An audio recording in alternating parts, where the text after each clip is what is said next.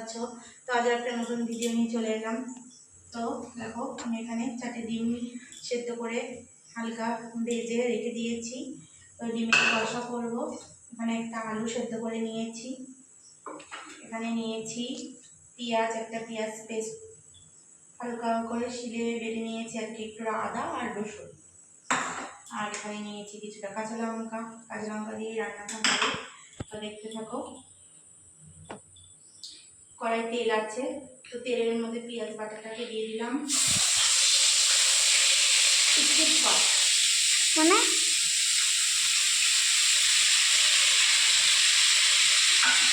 Video করছো তো উঠছে, সব ভিডিও করে দিচ্ছে তো তুমি। এই দেখ এখানে এই যে পেঁয়াজ আর আদা রসুনের যে পেস্টটা দিয়েছিলাম সেটা একটু কষিয়ে নিচ্ছি তেলের মধ্যে।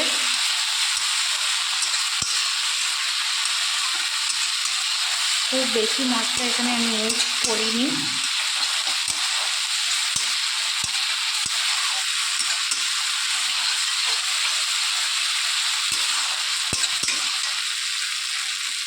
এই রান্নাটা রুটির সঙ্গে খাওয়া হবে। যে আমি এখানে আটা মেখে রেখে দিয়েছি, রুটি করব আর ডিমের কষা করব।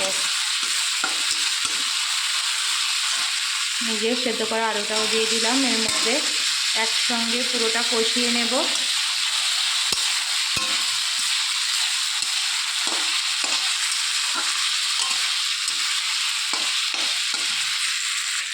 এর মধ্যে 1/2 চামচের মতো হলুদ গুঁড়ো আর লবণ দিয়ে দিয়েছি, দিয়ে আরও একটু নেড়ে চেড়ে মিশিয়ে নেব।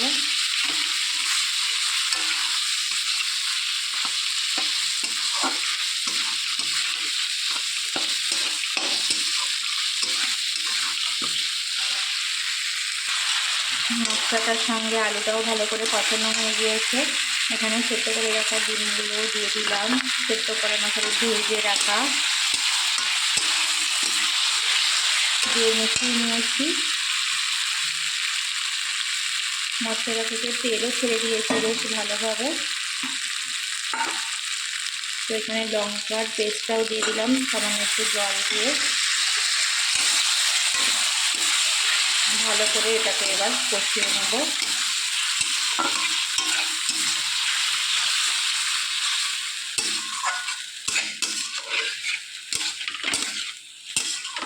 এখানে কাঁচা লঙ্কা পেস্টটা দেওয়ার কারণে ফ্লেভারটা একটু অন্যরকম আসবে, খেতেও খুব দারুণ লাগে।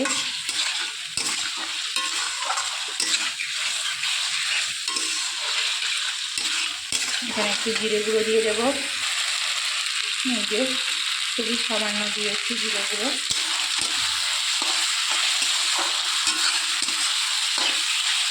মিশিয়ে নেওয়া কমপ্লিট। এবার এখানে জল দিয়ে দেবো।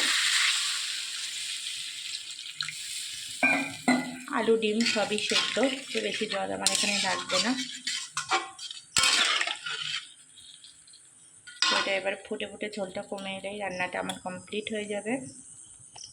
ডিমের ঝোলটা ফুটছে, তো হোক, তার মধ্যে রুটি করব। রুটিটা বেলে নিই, তারপর তার মধ্যে এটাও রান্নাটাও হয়ে যাবে প্রায়।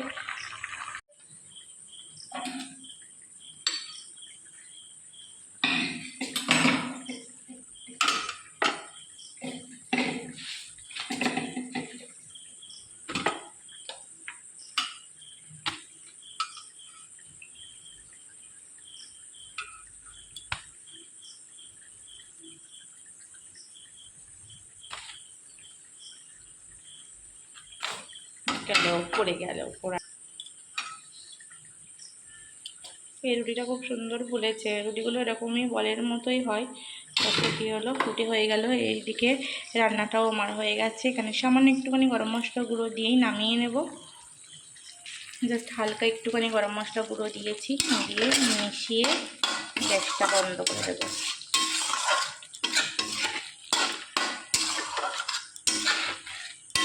ঝোলটা কমে গিয়ে পুরো মাখো মাখো হয়ে গেছে। তো এবার রান্নাটা আমার রেডি।